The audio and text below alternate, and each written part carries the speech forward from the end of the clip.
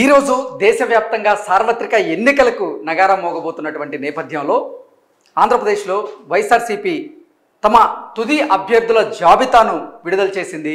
ఈరోజు ఇడుపులపాయని సందర్శించినటువంటి జగన్మోహన్ రెడ్డి అక్కడ వైఎస్ఆర్ ఘాట్ దగ్గర ఈ వైఎస్ఆర్సీపీకి సంబంధించినటువంటి అభ్యర్థుల జాబితాను అయితే విడుదల చేశారు.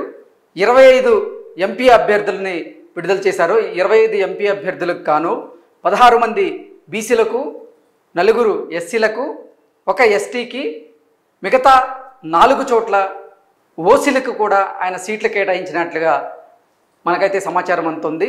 అసలు ఆయన అంటే వైఎస్ఆర్సీపీ ఎంపీ అభ్యర్థుల జాబితా ఏంటనేది మనం చూసేటువంటి ప్రయత్నం అయితే చేద్దాం. అరకు నుంచి తనూజా రాణి ఈవిడని రానున్న ఎన్నికల్లో ఎంపీ అభ్యర్థిగా వైఎస్ఆర్సీపీ నుంచి బరిలో దింపబోతున్నారు.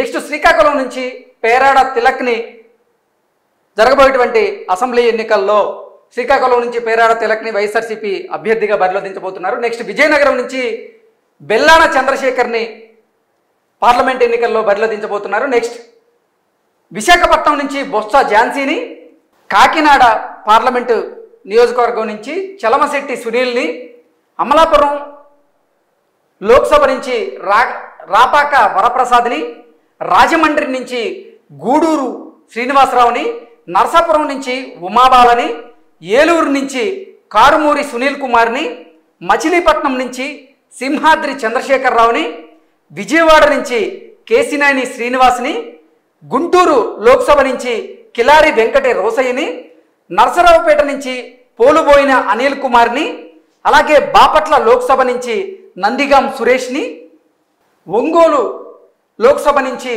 చెవిరెడ్డి భాస్కర్ రెడ్డిని, నంద్యాల లోక్సభ స్థానం నుంచి పోచా బ్రహ్మానందరెడ్డిని, కర్నూలు లోక్సభ స్థానం నుంచి బివై రామయ్యని, నెక్స్ట్ అనంతపురం లోక్సభ స్థానం నుంచి మాలుగండ్ల శంకర్ నారాయణని, హిందూపురం లోక్సభ నుంచి జోగరాశి శాంతని, కడప లోక్సభ స్థానం నుంచి వైఎస్ అవినాష్ రెడ్డిని, నెల్లూరు స్థానం నుంచి విజయసాయి రెడ్డిని, తిరుపతి నుంచి మద్దెల్ల గురుమూర్తిని, రాజంపేట అసెంబ్లీ నియోజకవర్గం నుంచి పెద్దిరెడ్డి మిథున్ రెడ్డిని, చిత్తూరు నియోజకవర్గం నుంచి ఎన్ రెడ్డప్పని, ఇలా ఓవరాల్గా 25 ఎంపీ స్థానాల్లో 16 మంది బీసీలకు, 4 ఎస్సీలకు, 1 ఎస్టీకి, మిగతా 4 స్థానాల్లో కూడా ఓసీలకు అవకాశం ఇచ్చినట్లుగా మనకైతే తెలుస్తూ ఉంది.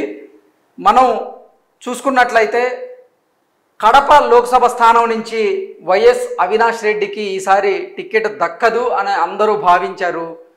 ఎందుకంటే వైఎస్ వివేకానంద రెడ్డి హత్య కేసులో వైఎస్ అవినాష్ రెడ్డి నిందితుడిగా ఉన్నట్లుగా ఆరోపణలు ఎదుర్కొంటున్నటువంటి నేపథ్యంలో అసలు కడప జిల్లాలో వైఎస్ అవినాష్ రెడ్డికి తీవ్ర వ్యతిరేకత ఉన్న నేపథ్యంలో అసలు ఈసారి వైఎస్ అవినాష్ రెడ్డికి జగన్మోహన్ రెడ్డి అవకాశం కల్పించడు అని అందరూ భావించినప్పటికీ జగన్మోహన్ రెడ్డి మాత్రం మళ్ళీ వైఎస్ అవినాష్ రెడ్డికే అవకాశం కల్పించారు.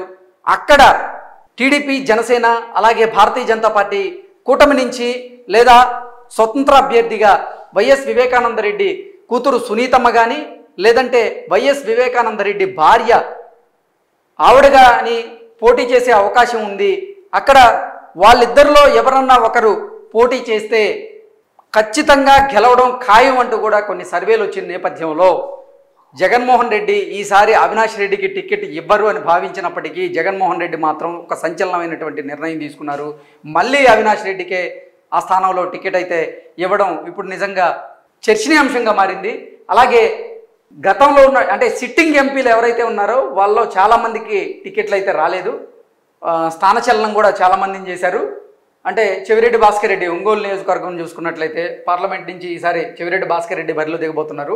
చెవిరెడ్డి భాస్కర్ రెడ్డి గతంలో ఎమ్మెల్యేగా పోటీ చేశారు. ఆయన అసలు ప్రకాశం జిల్లాకి సంబంధించినటువంటి నేత కాదు. అయినప్పటికీ ఆయన్ని ఒంగోలు పార్లమెంట్ నుంచి పోటీ చేయించబోతున్నారు. అలాగే నెక్స్ట్ నరసరావుపేట నుంచి పోలుబోయిన అనిల్ కుమార్ యాదవ్, ఈయన కూడా మనం మాట్లాడుకుంటే ఈయనకి స్థానచలనం చేశారు. ఈయన నెల్లూరు నుంచి గతంలో ఎమ్మెల్యేగా గెలిచారు, మంత్రిగా కూడా పనిచేశారు. ఆయన్ని ఇప్పుడు నరసరావుపేట ఎంపీ స్థానం నుంచి బరిలోకి దింపబోతున్నారు. అలాగే కేసినేని నాని ఇప్పుడు సిట్టింగ్ ఎంపీ, కాకపోతే అతను తెలుగుదేశం పార్టీ నుంచి ఇప్పుడు వైఎస్ఆర్సీపీలోకి జంప్ అయ్యారు. దానివల్ల విజయవాడ ఎంపీ స్థానం కేసినేని నానికి ఇచ్చినట్లుగా తెలుస్తుంది. నెక్స్ట్ మచిలీపట్నం నుంచి సింహాద్రి చంద్రశేఖరరావు ఈయనకి అవకాశం వచ్చినట్లుగా తెలుస్తుంది. ఓవరాల్గా ఈ 25 స్థానాలను అయితే జగన్మోహన్ రెడ్డి ఈరోజు ప్రకటించాడు.